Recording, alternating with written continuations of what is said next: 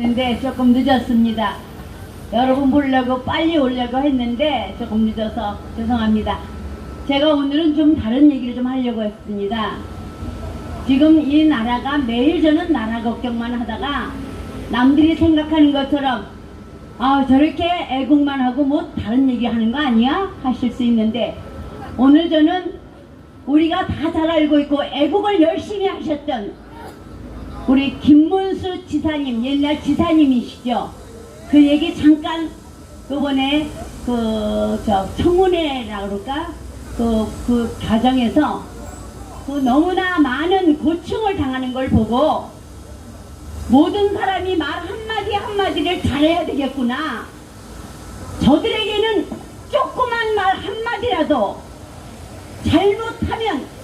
잘못하는 것이 아니라 약간 빗나가기만 하면 그거를 그대로 싸잡고 그걸 끝까지 놓치지 않고 약점적으로 한다는 걸 아시고 우리는 여러 가지로 몸, 마음 다 같이 투쟁하는 마음으로 실험도 하면 안 되고 실천도 하면 안 되고 이런 나라가 되었다는 것을 보고 너무 가슴이 아팠습니다. 우리나라가 무엇 때문에 양쪽으로 갈라졌습니까? 남과 북이 갈라져서 이런 나라가 되었는데 그렇다면 우리나라의 모든 국민들은 현재 이 남한에 살고 있는 국민들만은 저쪽 북쪽과 다른 생각 사상과 이념이 똑바로 박힌 그런 국민이 이 자유 대한민국 이 나라에 살아야 되지 않겠습니까? 그렇지 않습니까? 그렇지요. 그럼에도 불구하고 국정감사니 모든 것에 우리의 편이 조금이라도 됐다. 우편이다 좌편이다를 분명히 가려서 우리 김문수 지사님은 지금 노동부 장관에 일단 계셨지만 그 과정에서 많은 지금 고초를 저 더불어민주당에서 온갖 것을 씌우고 온갖 말을 그냥 잡아내고 댓글을 잡아내려고 애를 쓴다는 걸 보고 우리 참 국민들 우리 또 우파의 우리 이 모든 의원님들 장관님들 너무 힘들지 않을까 하는 생각에서 오늘 조금 마음이 무겁습니다. 아침부터 그런 거를 보고 나면 저는 또 가슴이 동동동동 뜁니다. 무엇 때문에 뛰겠습니까? 왜 우리나라는 각자가 좌우가 갈라져서 우리 자유 대한민국 사람들인데 무엇 때문에 그렇게 서로가 이념 그런 전쟁을 하고 있는지 우리 모두 각성해야 되는 일입니다. 물론 이 일파만파 앞에 오신 분은 전혀 아닙니다. 우리는 토요일마다 자유 대한민국을 찾기 위해서 오직 부정부패 공정화 상식이 살아있는 나라 부정부패를 무너뜨리고 그런 나라를 만들기 위해서 여기 한 분 한 분이 다 계신 것입니다. 그렇기 때문에 오직 토요일만큼은 우리 이 자리에 모여서 더 많은 단체가 있습니다만 특히 이 자리만큼은 우리 자유 대한민국을 수호하기 위해서 어떤 고난을 주더라도 어떤 역경이 오더라도 기비지 마시고 이 자리를 사수하셔야 된다는 얘기를 다시 한번 드리고 싶습니다. 대한민국 만세를 부르고 자주 국립을 멸하면서도 속으로는 딴 마음 자기에게 이익이 되는 땅 자기에게 이익이 될 수 있는 것을 마음껏 퍼뜨리고 있는 저 더불어민주당 우리는 용서할 수 없는 것이 너무너무 많습니다. 무엇 때문에 우리나라를 이렇게 갈라놓는 서로가 서로의 마음을 읽지 못하고 자기네 잣대로 우리를 보고 있는 그들은 과연 무엇입니까? 적화를 노리는 겁니까? 아니면 분열을 노리는 겁니까? 우리는 이 자리에서 분명히 다짐하고 가야 될 것이 있습니다. 우리나라는 자유대한민국입니다. 공정과 상식이 살아있는 나라 그런 나라를 만드시겠다고 윤석열 대통령이 탄생하셨는데 얼마나 많은 탄압과 얼마나 많은 고충이 있었겠습니까? 않습니까? 그럼에도 불구하고 열심히 묵묵히 체격에 맞는 그러한 마음으로 버티고 계신 줄로 저는 믿습니다. 우리는 죽으나 사나 우리 대한민국을 위해서 싸우시는 윤석열 정부를 믿고 끝까지 어떠한 일이 있더라도 온갖 힘을 다해서 이 일파만파 자리에 오셔서 옳은 말만 하시고 옳은 일만 하시는 이 자리에서 단체들이 많습니다. 많지만 오직 한 길로 갈 수 있는 길, 오직 한 마음 한 뜻으로 자유 대한민국을 수호하겠다는 이 단체 안에서 우리가 함께 한다면 자유 대한민국은 꼭 누가 뭐래도 우리가 지킬 수 있습니다. 그런 마음가짐으로 여기 여러분들 한미동맹에 있는 분들도 한미동맹 수호하기 위해서 매주 나오십니다. 그것은 우리가 미국을 우리의 우방국을 끝까지 사수하겠다는 그런 일념으로 자유대한민국 똑같은 국민이기 때문에 우리는 다 같이 함께 싸우는 겁니다. 저는 오늘 우리 김문수 노동위원 장관님 보고 너무 가슴이 아팠습니다. 그분이 지금 우파를 위해서 얼마나 많은 일을 하셨습니까? 저는 오래전입니다. 박근혜 대통령 탄핵 당시 대구에 일요일마다 가셨습니다. 김문수 그 지사님이 그때 당시 가셔서 매주 함께 플랜카드를 들고 거리를 행진한 것을 저는 기억하고 있습니다. 그런 분이 왜 지금 저런 자리에서 더불어민주당에게 온갖 비난과 비아냥거리는 거 거짓말을 했다는 말도 할 정도로 김문수 지사님을 마녀 사냥하듯이 할 때 전 가슴에 또 철렁 내려앉았습니다. 우리나라의 노동부 얼마나 무너졌습니까? 우리 다 알지 않습니까? 또 얘기하자면 말이 길습니다. 무엇이든지 무슨 노동부 하면 왜 그렇게 말이 많고 왜 그렇게 딴짓을 합니까? 그런데 우뚝 우리 김문수 장관님이 하신다면 노동부가 뭐고 다 같이 함께 이 나라를 같이 짊어질 수 있다고 생각하기에 제가 감히 이 자리에서 우리나라 사람들의 그 마음을 왜 북과 남이 갈라졌는지 저는 알겠습니다. 우리는 지금 제가 이 자리에서 얘기하는 것은 우리는 끝까지 누가 뭐라 해도 윤석열 정부를 믿고 더불어민주당을 우리는 어떻게든지 그 사람들의 이념과 사상을 따라갈 수가 없기 때문에 함께하지 못하는 그것을 우리는 마음속으로 마음 다짐을 해야 됩니다. 절대 같이 갈 수 없습니다. 그들은 생각이 우리와 너무너무 틀립니다. 정말 눈물이 나도록 통곡을 하도록 이렇게 외쳐도 그들은 외눈 하나 깜짝하지 않습니다.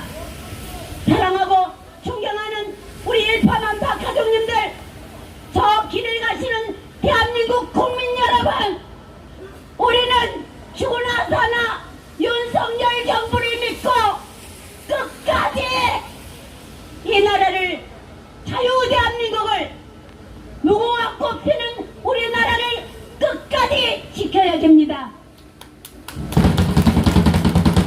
그래서 여러분이 원하는 공정과 상식이 살아있는 그런 나라를 만들겠다는 우리 윤석열 정부를 끝까지 믿고 어떠한 고난이 있어도 끝까지 함께 싸웁시다. 끝까지 이 나라를 위해서 목숨 다 바쳐 싸울 수 있는 그런 국민이 되어 주십시오. 감사합니다.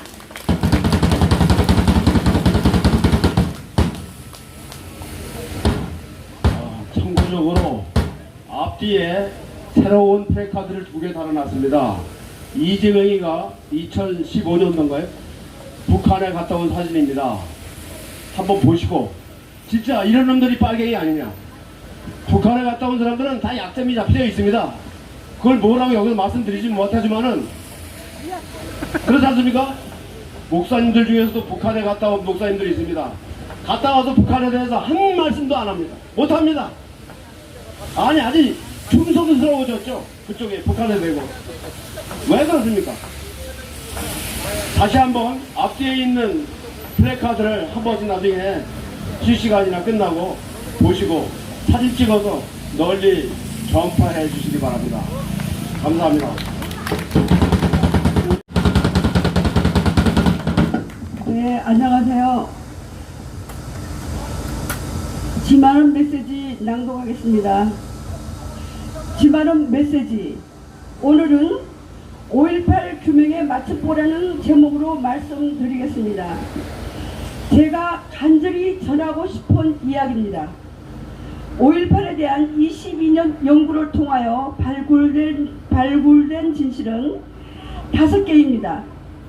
첫째, 5.18은 북괴가 전면 남침을 하기 위한 준비수단으로 일으킨 것이었으며 만약 성공했더라면 남침으로 연결되었을 것입니다.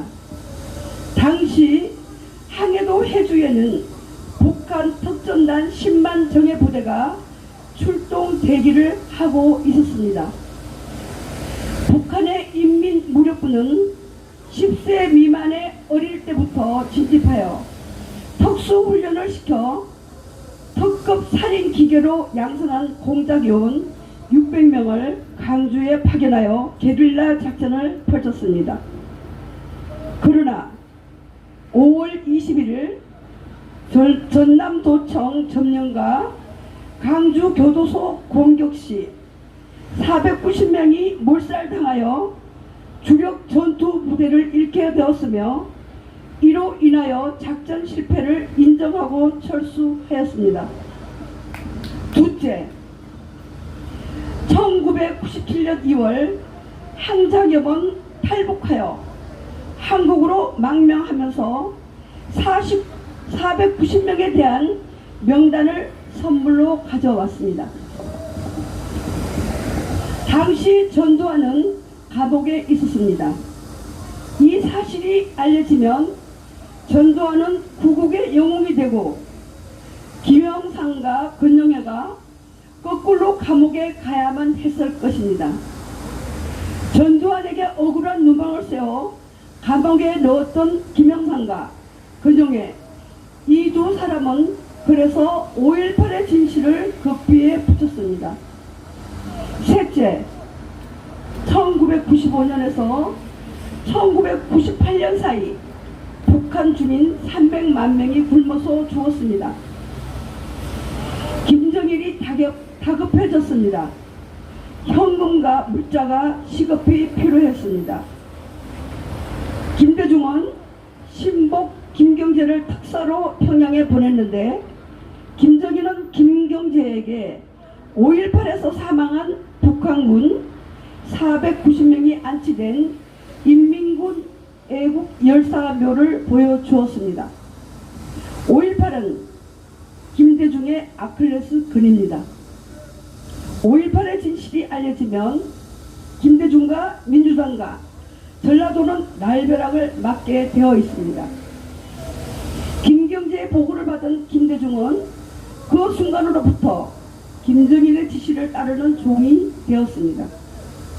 넷째, 5.18의 진실이 땅에 묻혔기에 대한민국의 모든 국민은 전라도의 노예가 되었으며 지난 20여 년간 1조 원이 넘는 국민 세금을 소위 5.18 유공자들에게 상납하고도 모자라서 5.18에 입에 올리지도 못하도록 재갈이 물려 있습니다.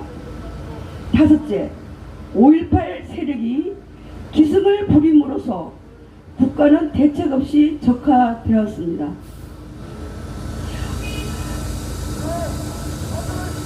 대한민국이 친북, 친중, 반 대한민국 세력에 의하여 점령된 것입니다.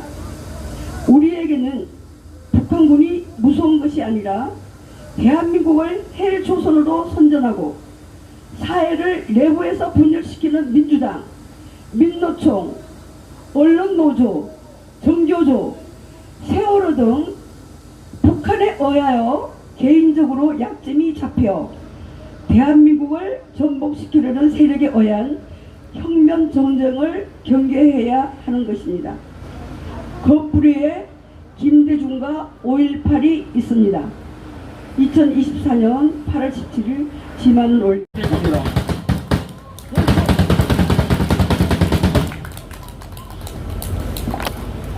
아까 시작할 때 321회 일파만파의 321회 집회랍니다. 1년이 52주입니다. 일주일에 매주 토요일 하면은 설날 빼고 추석 빼면은 매주 해도 50회입니다. 321회란 거는 6년 반이 지났다는 얘기입니다. 그러니까 우리가 지금 6년 반이 됐는데 시작할 때 회장님 말씀하셨지만 지난주에 끝난 파리올림픽에서 우리는 8등을 했습니다. 우리가 알고 있는 세계 1등이 있습니다. 뭐 조선사업, 조선업, 원전, 뭐 기타 등등 있는데 아무도 모르는 1등이 있습니다. 바로 집회문화입니다. 집회문화. 아시겠지만 이명박 대통령 시절, 박근혜 대통령 시절에 좌빨들이나 민노총 애들은 최루탄을 뿌리고 쇠파이프를 들고 보도블록을 깨서 집어던졌고, 이 땅의 경찰들은 투구를 쓰고 방패를 들고 방탄복을 입고 대항을 최루탄을 쏘면서 대항을 했습니다. 당시 나쁜 거로 세계 1등인 게 대한민국의 집회였습니다. 근데 바로 여기 계신 분들 가운데 오라고요? 알았습니다. 지금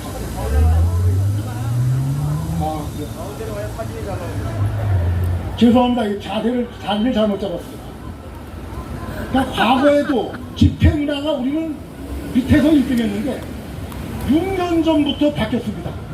우리 애국자분들하고 지금은 안 나오시지만 6년, 7년 전에 태극기 집회에 나가셨던 우리 어르신들께서 6년 동안 준법 투쟁을 했습니다.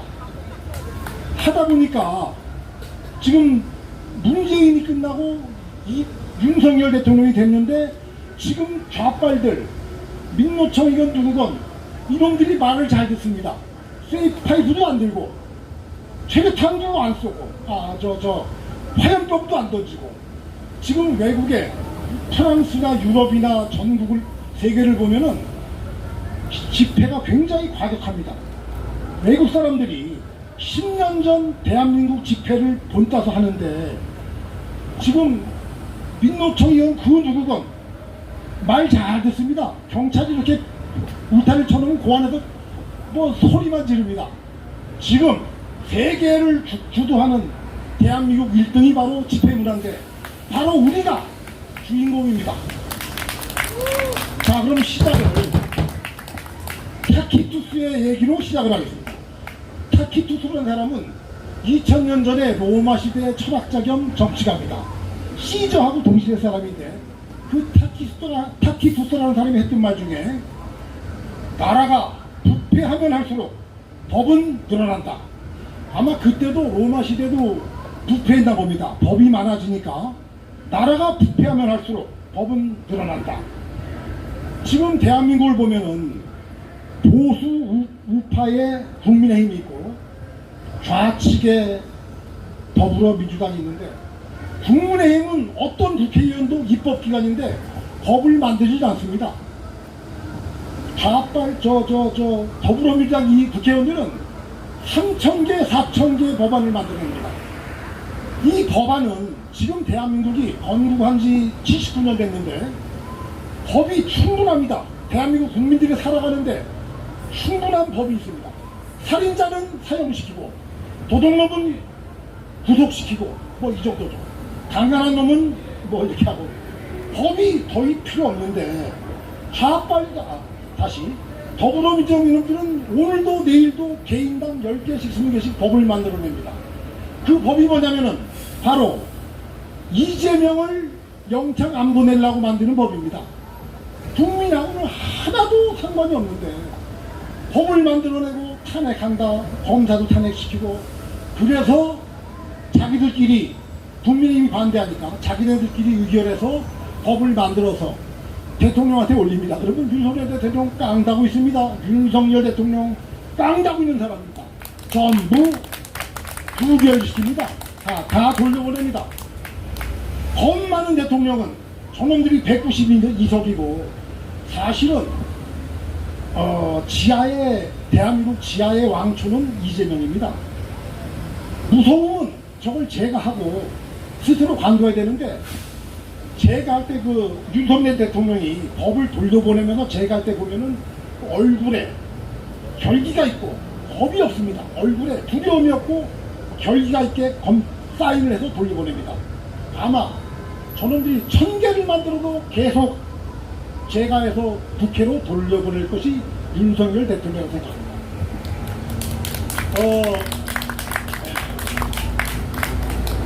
이 책 한마디 같은데, 사람의 성격은 얼굴에 나타나고 그 사람의 생활 패턴은 체형에 나타나고 본심은 행동에 나타나며 그 사람의 인간성은 약자를 대하는 태도에 나타난다 나옵니다. 자, 여기서 본심은 행동에 나타난다. 말로는 사랑한다 그러는데 돈은 안 주고 다른 여자한테 돈 주면 그거는 사랑하는 게 아니죠. 제가 이렇게 쭉 봤을 때 윤석열 대통령은 과거에 저놈들의 칼이 돼서 박근혜 대통령을 탄핵시킬 때 앞장섰던 건 맞습니다. 그러나 그 이후에 대통령 취임식 할 때 문재인과 김정숙이를 대하는 모습과 박근혜 전 대통령을 대하는 모습에서 윤석열 대통령의 본심이 나타납니다. 또 얼마 전에 박정희 전 대통령의 사가에, 대구 달성에 있는 사가에 가서 인사도 하고 죄송하다 그러고 화분도 보내고, 어제 그제 유경수 여사의 50주기에 현장에 가서 참배하신 분입니다. 그 행동을 보면은 윤석열 대통령은 대단한 분입니다. 자, 그 다음에 듣기 싫어하시는 분은 많겠지만 한동훈, 이런 말은 저 회장님께서 우리는 시민단체이기 때문에 어느 누구를 도와주면 안 된다, 순수한 시민단체다. 그래서 제가 고민이 많았는데, 윤석열 대통령 그렇고 한동훈 대표도 행동을 보면은 그 사람의 본심이 나옵니다. 일부는 한동훈 대표가 뭐 강남 좌파니 뭐 이러는데, 행동하는 것을 보면은 작년에 법무부 장관을 할 때 이재명이를 구속시켜서 감옥에 가둬놓은 상태에서 재판을 하려고 얼마나 노력했습니까? 그 법무부 더불어민주당의 의원들 150명, 160명이 공격하는데 눈살만 부리고 김의겸이건 박범대건 어떤 놈이 나와도 그냥 조져버렸습니다. 그리고 500페이지의 PPT를 작성해서 국회에서 강의를 했습니다. 이재명이를 구속시켜서 재판을 해야 되는 이유를. 근데 그 당시 개딸들이 하도 이렇게 세게 나오니까 이 판사란 놈이 겁을 먹고 판결을 안 하고 질질 끌다가 나중에 구속을 안 시키고 내버렸습니다. 이재명이는 그 당시 한 8시간, 10시간을 서울 구치소 앉아서 기다렸다가 살아나왔는데, 마지막 변론에 이재명이가 울면서 나를 구속시키면 안 된다고 사정을 했습니다. 그거를 했던 사람이 누구냐면 한동훈 대표입니다. 자, 그 다음에 한동훈 대표와 윤석열 대통령은 20년직이 30년직입니다. 윤석열 대통령이 상관이고 그 아래에서 검사 생활했는데, 그때부터 윤석열 대통령이 술 좋아하시니까 부서 회식하자 그러면 한동훈 대표는 술 안 하니까 안 갔습니다. 그때부터 벌써 한동훈 대표는 윤석열 대통령 회식 자리에 안 간 사람이에요. 근데 얼마 전에 윤석열 대통령이 밥 먹자는데 안 가니까 별별 얘기 다 하고 그러는데 원래 그런 분입니다. 그래서 우리가 섣불리 판단은 안 되지만은 윤석열 대통령은 당신의 그 성품대로, 당신의 살아온 그 품성대로 하시는 거고, 한동훈 대표도 자신의 그대로 나가는 겁니다. 앞으로 2년 반이 남았습니다. 2년 반 전에 혜성같이 나타난 윤석열 대통령이 한 번도 대통령 꿈도 안 꾸고 할 생각도 없었는데 안 하겠다는 거를 우리 국민들이 나가라 그래서 할 수 없이 나왔는데 얼마나 다행인가. 지금 오늘 현재 이 나라 대통령이 이재명이면 어떻겠습니까?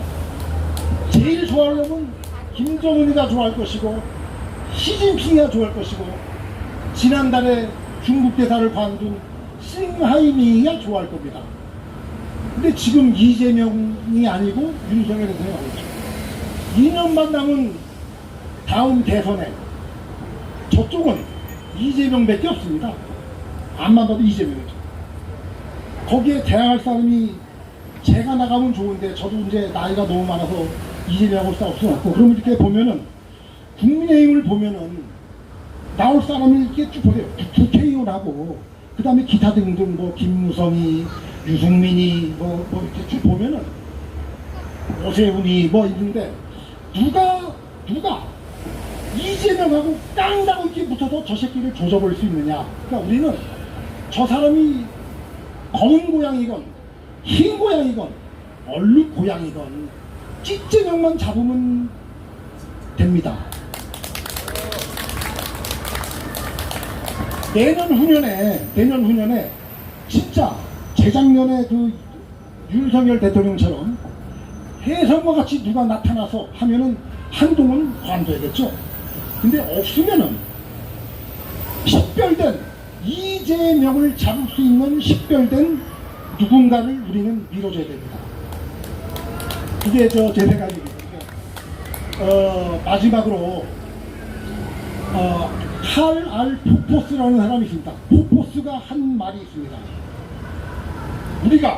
우리는 국민입니다. 우리가 훌륭한 정치인을 뽑아서 그 훌륭한 정치인에게 정치를 맡기는 것보다 더 중요한 것은 그를 지속적으로 감시하는 것이다. 감시해야 됩니다. 윤석열 대통령 전원들이 계속 감시합니다. 개딸들이. 자, 우리는 이재명을 계속 감시하고 시비를 걸면 됩니다. 우리가 정치를 혐오할 수는 있습니다. 그러나 정치에 무관심하면 안 됩니다. 우리 국민들이 정치에 무관심하게 되면 저 정치인들은 무관심한 국민의 이름을 팔아서 국민의 이름으로 국민을 겁박하고 자기들의 영화를 누린다고 할 겁니다. 이상 강연을 마칩니다. 그리고